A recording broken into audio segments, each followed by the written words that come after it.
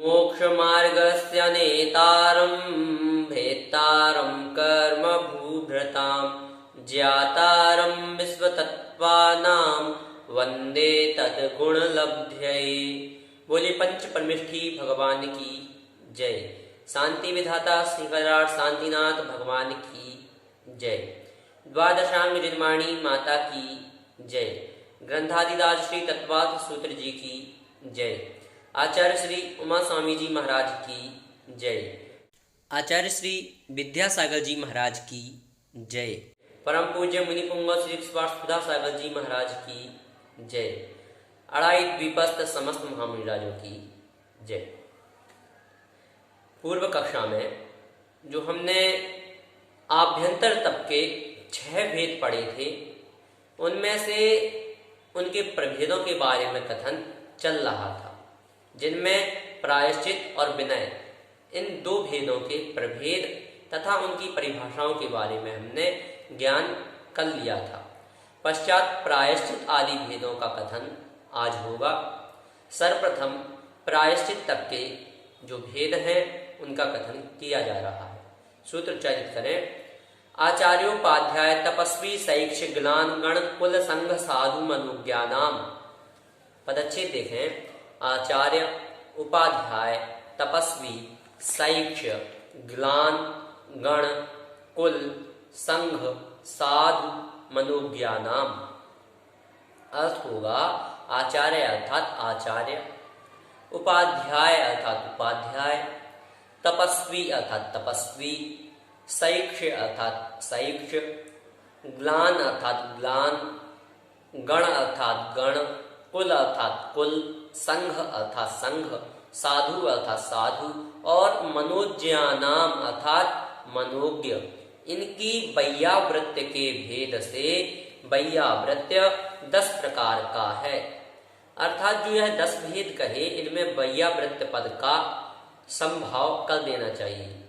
जैसे आचार्य वैयावृत्य, उपाध्याय वैयावृत्य, तपस्वी वैयावृत्य, शैक्ष वैयावृत्य, ग्लान वैयावृत्य, गण वैयावृत्य, कुल वैयावृत्य, संघ वैयावृत्य, साधु वैयावृत्य और मनोज्ञ वैयावृत्य। इस प्रकार से वैयावृत्य 10 प्रकार का है। इन सभी की परिभाषाओं को जाने तो जो प्रथम है आचार्य वैयावृत्य, तो आचार्य कहेंगे जिसके निमित्त से व्रतों आदि का ग्रहण किया जाता हो, अथवा जिसके निमित्त से व्रतों का पालन होता हो, अथवा उसमें कोई दोष लग जाए तो उसका प्रायश्चित लिया जा सकता हो, वह आचार्य है।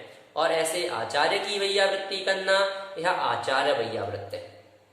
पश्चात है जो दूसरा उपाध्याय वैयावृत्य।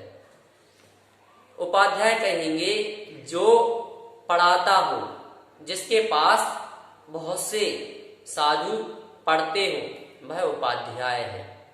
और ऐसे उपाध्याय की वैयावृत्ति करना, वैयावृत्य करना उपाध्याय वैयावृत्य है।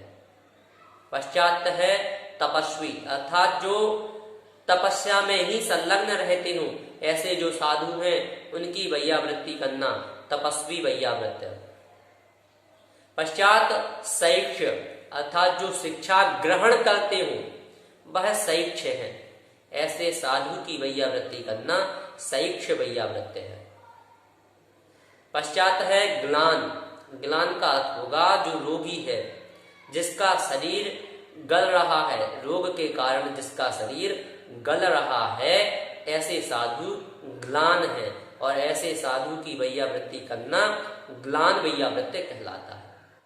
पश्चात है गण, अर्थात जो वृद्ध मुनियों की आज्ञा में चलने वाला साधु है, वह गण कहलाता है।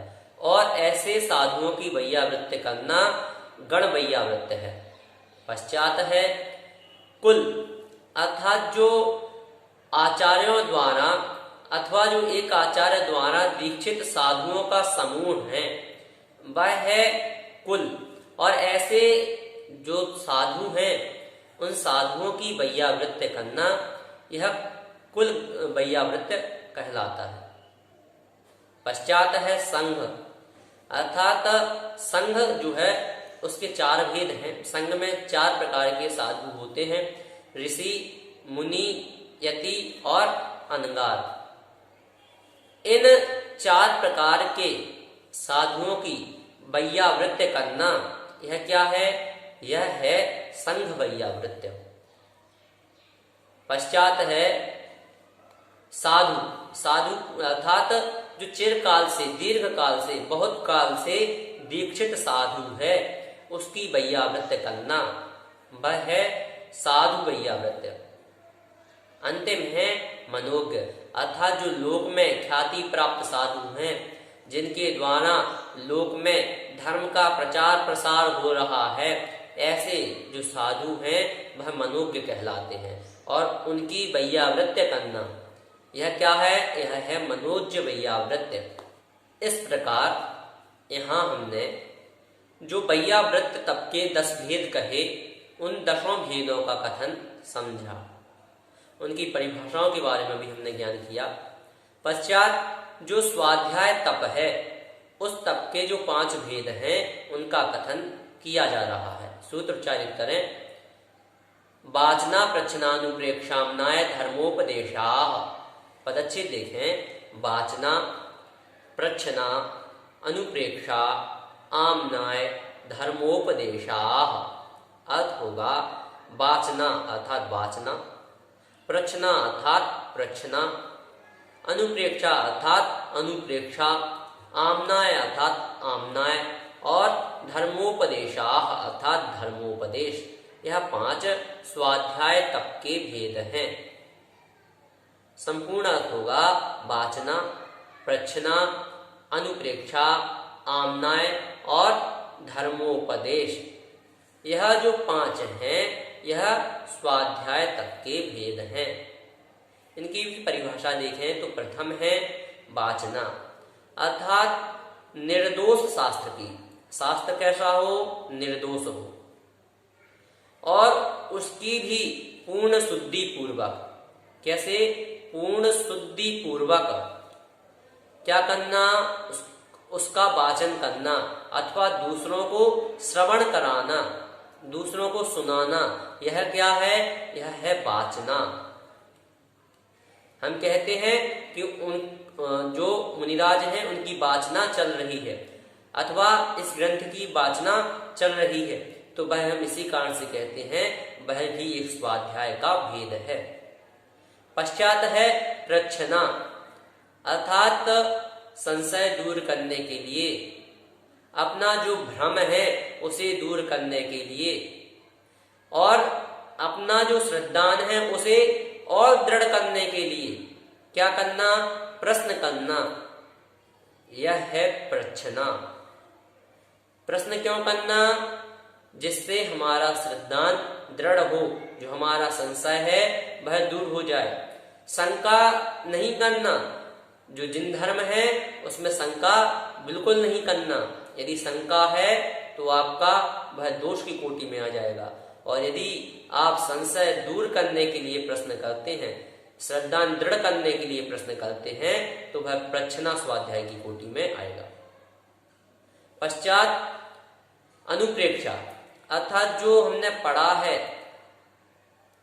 उस पढ़े हुए तत्व को, पदार्थ को, अथवा जो भी हमने वस्तु पढ़ी है उसका बार बार चिंतन करना, यह है अनुप्रेक्षा स्वाध्याय।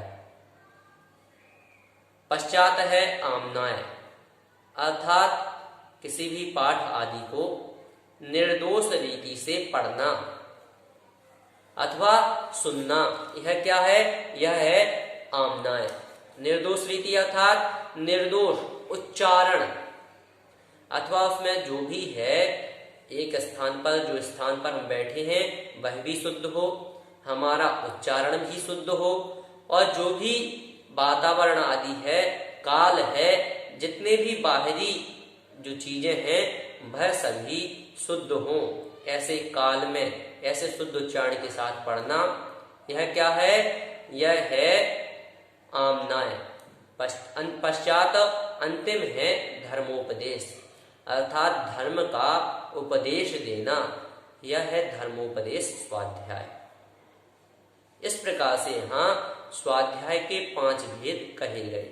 यदि आप इनमें से कुछ भी करते हैं, श्रवण करते हैं, कराते हैं, कुछ प्रश्न करते हैं, किस लिए प्रश्न? संशय दूर करने के लिए, श्रद्धा दृढ़ करने के लिए, चिंतन करते हैं धर्म की बातों का, अथवा जो शास्त्र आदि हैं, पाठ आदि हैं, उनका उच्चारण करते हैं, तो यह सभी आपका स्वाध्याय की कोटि में गिना जाएगा।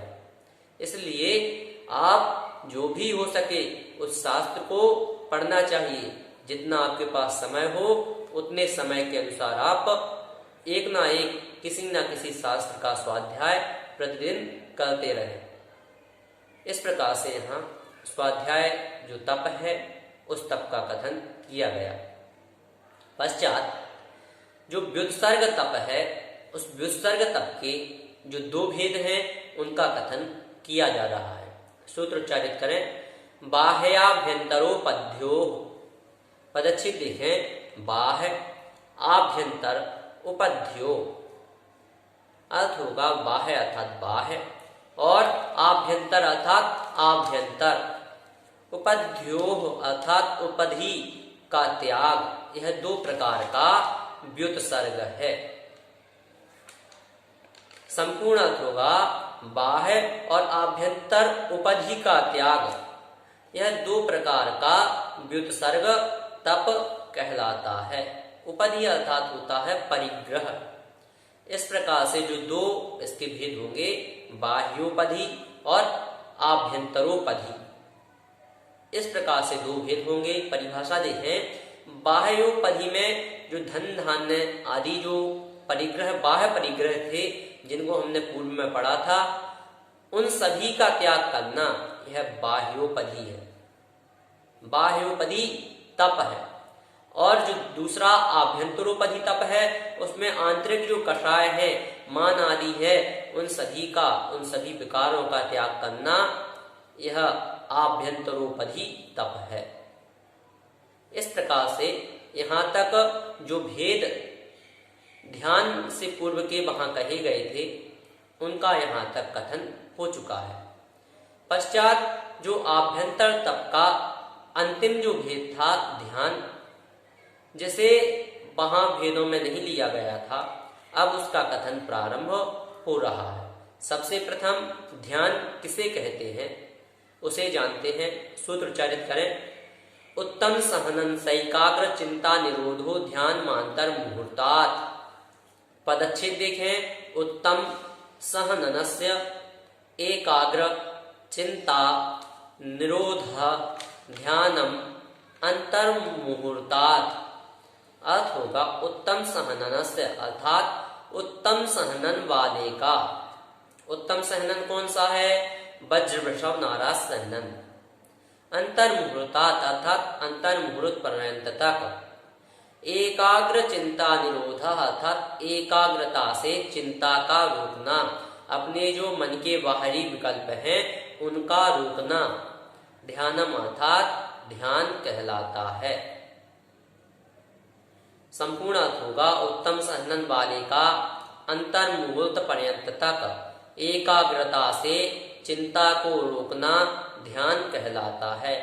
अर्थात जो मन है वह जो बाहरी वस्तुओं में भ्रमण कर रहा था, जो मन हमारा इधर उधर क्या कर रहा था, सोच विचार कर रहा था, उस मन को किसी एक तत्व पर, एक पदार्थ पर केंद्रित कर लेना, किसी एक विषय पर केंद्रित कर लेना, यह क्या है? यह ध्यान है। वह ध्यान कितने प्रकार का है? तो अब इसके लिए आचार्य भगवंत अगला सूत्र कह रहे हैं। सूत्र उच्चारित करें। आत रौद्र धर्म शुक्लानि।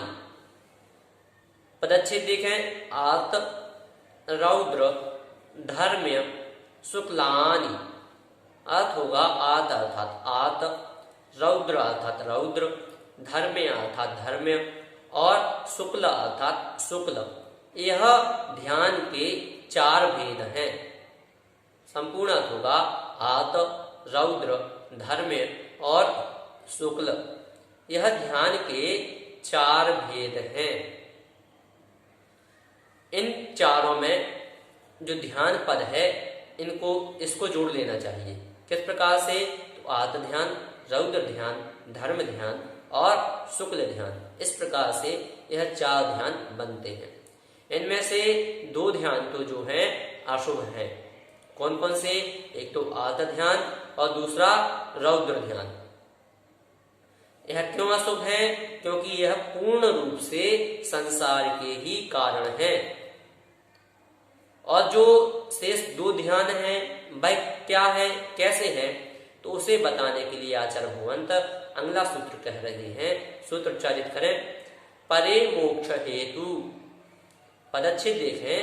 परे मोक्ष हेतु अर्थ होगा परे अर्थात अंत के 2 ध्यान, मोक्ष अर्थात मोक्ष के, हेतु अर्थात हेतु हैं। संपूर्ण अर्थ होगा अंत के बाद के जो 2 ध्यान हैं वह मोक्ष के हेतु हैं। बाद के 2 ध्यान कौन से? तो जो धर्म ध्यान है और शुक्ल ध्यान है, यह जो 2 ध्यान हैं यह मोक्ष के हेतु हैं, मोक्ष में कारणभूत हैं। इन 2 ध्यानों के द्वारा मोक्ष का द्वार खोला जा सकता है। सम्यक दर्शन, सम्यक ज्ञान, सम्यक चारित्र, इन रत्नत्रय रूप सीढ़ियों को चढ़ा जा सकता है। इसलिए जो प्रथम 2 ध्यान हैं, आत ध्यान और रौद्र ध्यान, इनको ग्रहण नहीं करना है और धर्म ध्यान और शुक्ल ध्यान को ग्रहण करके अपने जीवन को सार्थक बनाना है। आज हमने 6 सूत्रों को पढ़ा। आचार्योपाध्याय तपस्वी शैक्ष ग्लान गण कुल संघ साधु मनोज्ञानाम वाचना प्रच्छनानुप्रेक्षामनाय धर्मोपदेशाः बाह्याभ्यंतरोपध्यो उत्तम सहनन सैकाग्र चिंता निरोधो ध्यान मांतर मुहूर्तात् आत रौद्र धर्म शुक्लानि परे मोक्ष हेतु। इन 6 सूत्रों के माध्यम से हमने जो शेष 4 आभ्यंतर तप के भेद बचे हुए थे उनके बारे में जाना।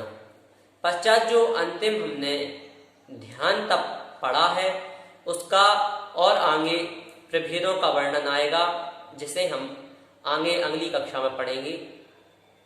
यदि आपकी आज की कक्षा के संदर्भ में कोई जिज्ञासा है तो आप हमें भेज सकते हैं। आप हमें YouTube चैनल पर कमेंट के माध्यम से बता सकते हैं अथवा हमारे व्हाट्सएप नंबर पर भी आप हमें अपनी जिज्ञासाएं भेज सकते हैं। जय जिनेंद्र।